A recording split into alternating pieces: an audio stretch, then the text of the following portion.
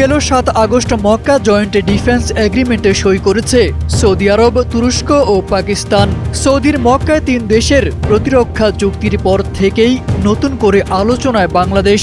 চুক্তির মূল বিষয়, কোনো একটি সদস্য দেশ সশস্ত্র হামলার শিকার হলে সেটিকে সব সদস্যের উপর হামলা হিসেবে বিবেচনা করা হবে। পররাষ্ট্র মন্ত্রণালয়ের সূত্রে জানা গেছে, এই চুক্তিতে বাংলাদেশকে যোগ দিতে আহ্বান জানানো হয়েছে।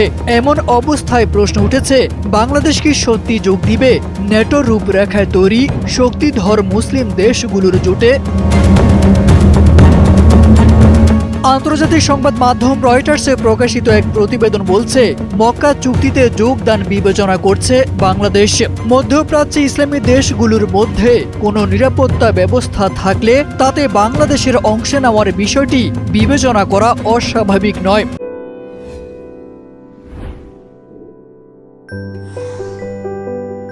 চুক্তিটি যেহেতু নেটোর পারস্পরিক প্রতিরক্ষা নীতির আদলে তৈরি, ফলে এ নিয়ে প্রতিবেশী দেশসমূহেরও একাধিক উদ্বেগের বিষয় সামনে আছে। বিশেষ করে ভারতের বিষয়টি ঢাকার জন্য গুরুত্বপূর্ণ। ভৌগোলিক অবস্থান, সীমান্ত, বাণিজ্য ও নিরাপত্তার কারণে ভারতের সঙ্গে বাংলাদেশের সম্পর্ক অত্যন্ত গুরুত্বপূর্ণ।